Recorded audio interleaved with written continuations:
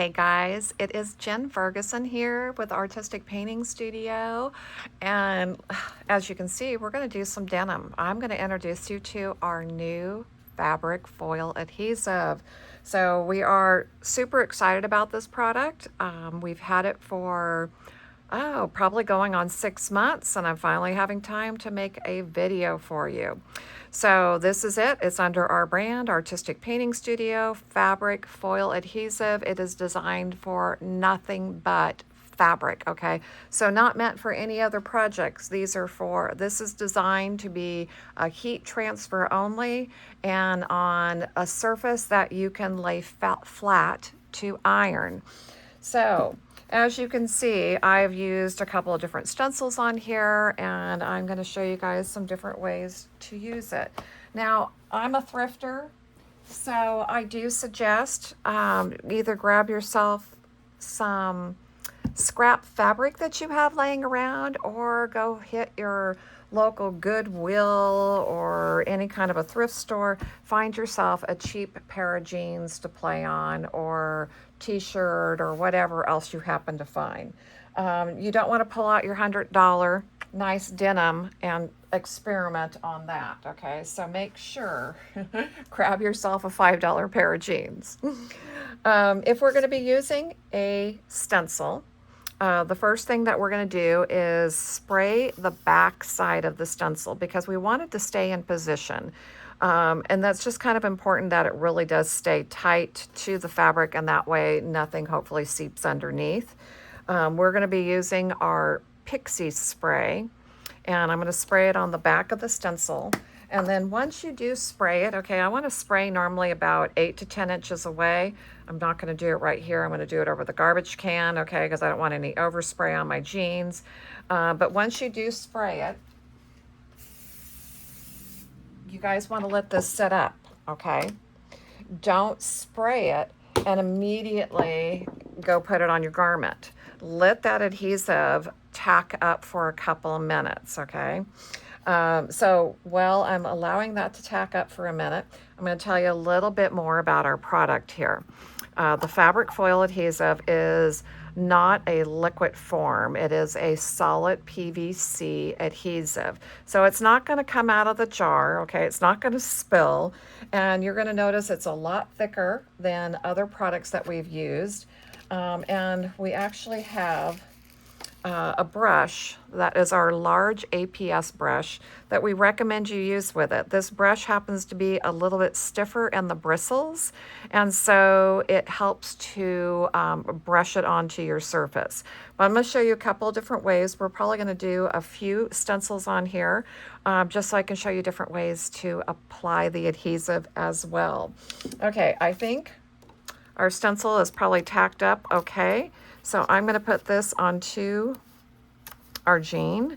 If you want, you can definitely also tape it into position. As you can see, I've used this one a few times recently. It's a cute pattern. We will have all of the product information and details below in the description of the video, so you can find everything we're using. Okay, so I'm just going to dip out of the jar, and I want you guys to see, okay, it kind of gets a little stringy, so be careful as you're pulling it out that doesn't like pull out and get all over the place. So if I want, I can use a regular or just our APS brush and brush it over the openings, okay? We want to keep this thin.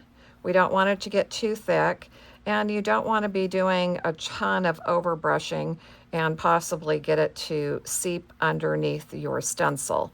So make sure that you're keeping it nice and thin with your application, and you just want to apply a thin layer of product, okay? Don't want to build it up, especially in a stencil design, because if you build it up too thick, we'll actually are going to be transferring while this product is wet. So if you get too much on here, you could always take even a room key and scrape some of that off and put it back into your jar. So once you have applied it to your surface, you can remove your stencil, and I'm going to reposition this because we're going to do a few of these on this leg, okay? And I'm going to reposition so I can do another one. And you can immediately cover this up, okay? Because we're not going to let it dry first before we transfer. So I've showed you how to use the brush. I'm also going to show you that you guys could apply this with a stencil brush. So you can pounce it into the openings as well. And I feel that this is probably one of the safest applications through a stencil design, because you're going to have less opportunity to possibly bleed underneath, and it's only going to fill the openings of the design. But I've been playing and experimenting with all kinds of different techniques, but really like how the stencil brush worked for the application. And I'm just picking up a little bit out of a time and making sure I'm pouncing over the openings, making sure that you do have enough product, okay? So we don't want it to be on so thin that we possibly would not get a transfer. So make sure all the openings are covered. Okay, let's move this once again. As you can see, our stencil looks great, and we'll just keep moving down the leg, okay? Like I said, a pair of $5 jeans from Goodwill works great. Okay, and I'm going to just show you guys some fun different patterns to even use, depending on how much of a contrast you want with your denim color or your t-shirt color, all the different styles that you can use. There's just tons and tons of options. Okay, so I travel a lot, have a lot of room keys, but you can also use your old credit cards. Sometimes they send these blank things in the mail trying to get you to buy it or to get a new credit card. So they work good. They're just flexible enough but stiff to pull the material over the openings. So with this room key, I'm just going to pull it over the openings and get a thin layer of product. And like I said, you can use this also to scrape off any excess and put that back into your container. That way you're not wasting any product as long as it's clean, okay? Again, let's lift our stencil design, and I'm gonna show you, I'm gonna cover this one up, okay? I got all kinds of fun designs. This one's called Marlowe. Someone's got like a floral pattern in the background with a cracked ice. So I thought that would be really cool to check out as well. So I'm just rubbing it over the stencil designs. And then we are going to iron to transfer. So this is a Cricut mini press. You can use a Cricut mini press. You can use a regular iron. You could even use a heat press if you wanted to. And on the mini press, we have 3 lines for low, medium, and high heat. We're going to only go to medium. So only make sure 2 lines are lit up. And while it's heating up, it's normally kind of an orangish color. When it gets ready to go, it will be green. So we're just going to let that sit and warm up. And then in the meantime, I still got plenty of stuff I want to share with you, okay? So we're going to talk about cleanup. For my room key, once I have transferred any leftover material that was completely clean back into the container, I'm just going to wipe it off. Because it is a solid PVC product, it's not water-based. It's not going to go clean up with soap and water, okay? So my stencils, and let's try to get this a little bit out of my way here, okay? My for the stencil itself, I like to just wipe them clean with a wet wipe. So these can just be any brand, you guys. I think I grabbed the big container from Amazon, and just use the wet wipe and wipe off any material once you have like cleaned it off with the room key, if you've got that ability, okay? So once it's wiped off, you can just store them. They're fine. They're not going to have anything left on them after that. My brush, we have just decided that instead of having to use, we have used everything, you guys. I have done Dawn Power Wash. I have done some mineral spirits. We have used the Awesome from the Dollar Tree. I mean, just about anything will get it out, but I have just gotten to the point where I designate a couple of brushes for the fabric adhesive, and I'm just using good old press and seal and wrapping them up. There's no reason to clean them constantly. They will stay fresh and fine. I just kind of wipe off any excess material. And as you can see, I've got a couple of brushes that I have designated to this product because I've been using it a ton. Put them back into the press and seal or get a brand new piece. Wrap them up good, okay, so that air is not getting to them, and they will be good for just about ever, okay?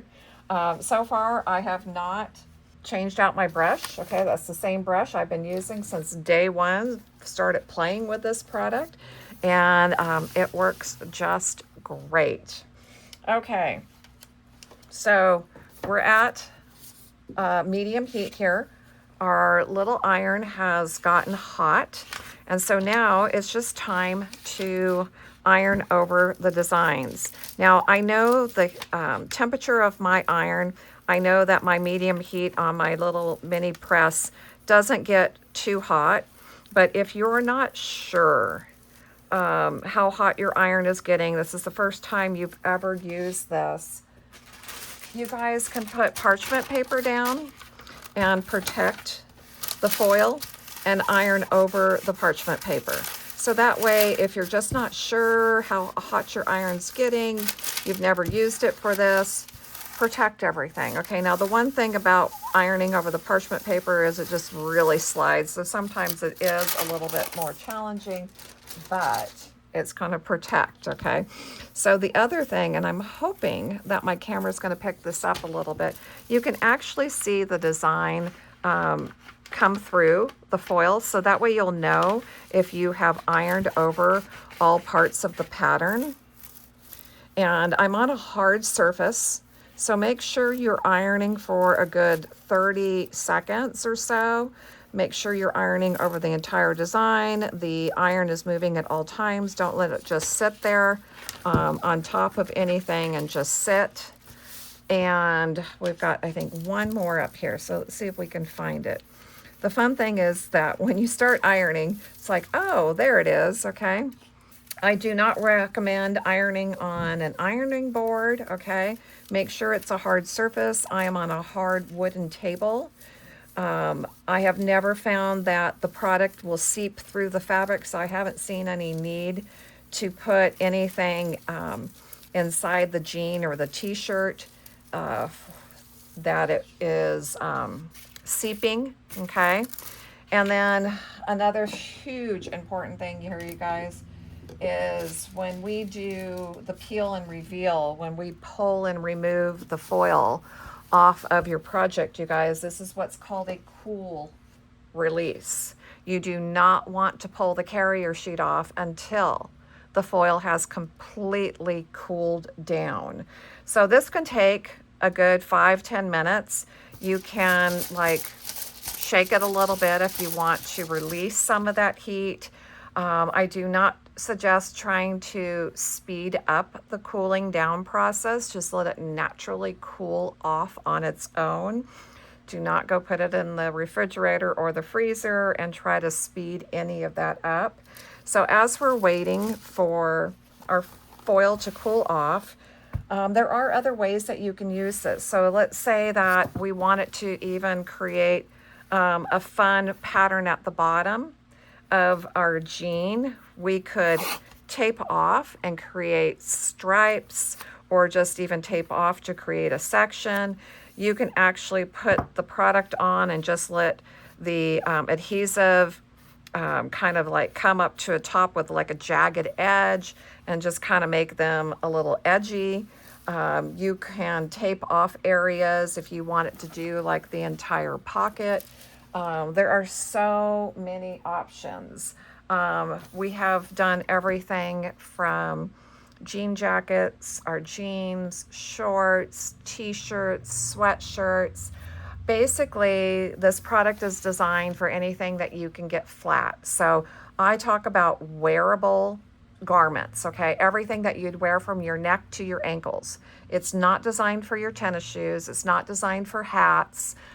Because we have to iron for the transfer, you guys. You want to make sure that you can get your project nice and flat and on a hard surface for the best release. Okay, I took a break.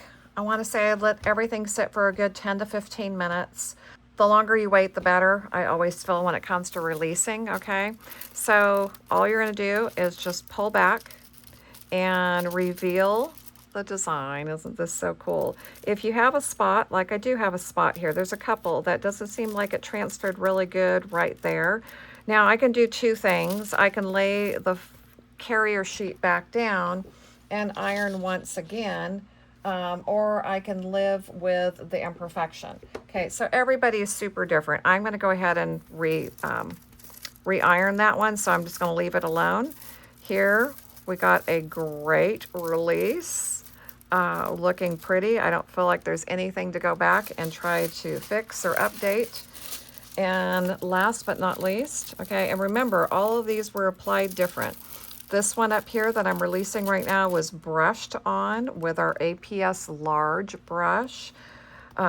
This one here I had used, and then this one down here I used the stencil brush, okay? So this one got on the lightest, so maybe I just did not get enough on there. So it is a little bit of a practice and play, but just have fun with it, okay? So as I said, I don't ever completely remove the carrier sheet until I'm really happy with everything. So I'm just going to kind of peek and see. It looks like I got another little spot that didn't release as well too. So I'm just going to come back on here. I'm going to iron back over those spots that I felt like I didn't get a really good release, and put some pressure on it, iron really good, and then again, you guys got to let that sit completely. Okay, there's no re-ironing and then immediately removing the carrier sheet. So you're gonna have to be patient and just wait for that to cool once again. So I'm just gonna try to get a little bit more up close for you. Okay, again, this one was applied with our APS foiler brush. This one I used the room key, which I know got a little bit thicker, and then I think I can peek a little bit here. This one was the stencil brush, okay? But again, it's really warm, so we need to let that cool off. Again, you will find all supplies and materials listed in the description below. If you have questions, just go ahead and put them into the comments. And I hope you guys have an absolute blast with this product.